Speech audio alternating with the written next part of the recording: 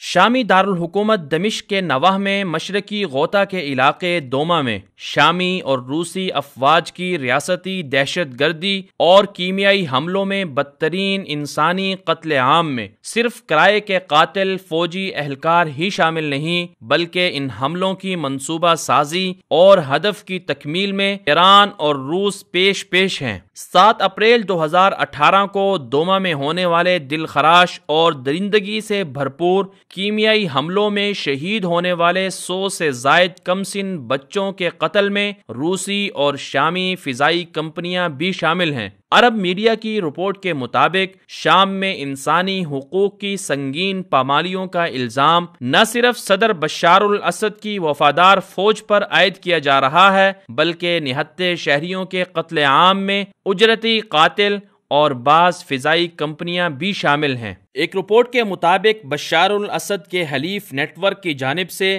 اسدی فوج کو لاجسٹک امداد مہیا کی جا رہی ہے۔ رپورٹ کے مطابق دمشق اور لازکیہ شہر میں قائم روسٹوف روسی فوجی اڈے کو فضائی پل کی شکل میں باہم ملایا گیا ہے۔ روسٹوف ہوائی اڈے پر روس کے ہزاروں ریٹائر فوجی پہنچ رہے ہیں جہاں سے وہ مقامی فضائی کمپنی کے ذریعے دمشق پہنچتے ہیں۔ شامی ایوییشن ونگ فضائی کمپنی کو سن 2016 میں امریکہ نے بلیک لسٹ کر دیا تھا۔ اس کے باوجود یہ کمپنی روس سے شام تک ہفتہ وار اپنی پروازیں چلا رہی ہے۔ اس کمپنی کی پروازیں خفیہ ہوتی ہیں جن میں روس سے جنگجوؤں اور اجرتی قاتلوں کو لازقیہ اور دمشق لایا جاتا ہے۔ خبر رساں اداروں کی رپورٹس کے مطابق روس اپنی باضابطہ فوج کی بجائے اجرتی قاتلوں کو شام کے محاذ پر جھونک رہا ہے۔ شاید اس کی وجہ یہ بھی ہے کہ چیچنیا اور افغانستان میں روسی فوج کو ہونے والا جانی نقصان آج تک بھلایا نہیں جا سکا۔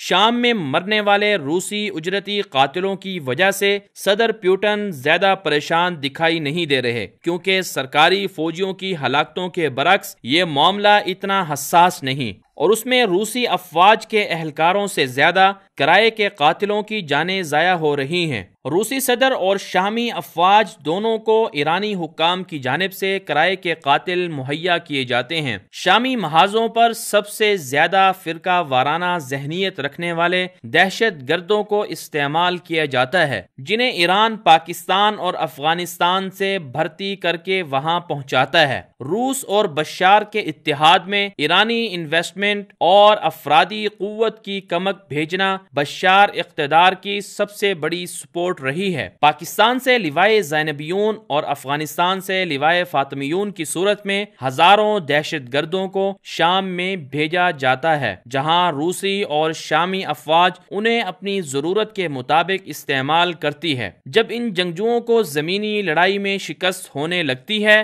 یا اپوزیشن کی طرف سے مزاحمت شدت اختیار کرتی ہے تو پھر روسی اور شامی طیارے فضائی بمباری کے ذریعے نہتے اور غیر مسلح عام عوام کو نشانہ بنا کر اپنی خونی پیاس بجھاتے ہیں۔ فضائی حملوں میں استعمال ہونے والے جنگی طیارے اور ہیلی کاپٹر شام اور روس کی مشترکہ افواج چلاتی ہیں۔ انہی طیاروں سے کلورین اور سیرین گیس جیسی مہلک اور دم گھوٹنے والے کیمیائی مادوں کا استعمال کیا جاتا ہے۔ بدقسمتی سے شام میں جاری انسانیت کے قتل عام پر اقوام متحدہ سمیت انسانی حقوق کے علم بردار بھی خاموش ہیں۔ عالم اسلام کے حکمرانوں کی طرف سے بھی سنجیدگی کا مظاہرہ نہیں کیا جا رہا۔ ایسے میں نہتے شامی مظلوموں کی مدد ہر مسلمان کا بنیادی فرض ہے کہ وہ اپنی استطاعت کے مطابق شامی بھائیوں کی مدد کے لیے ہر ممکن کوشش کرے۔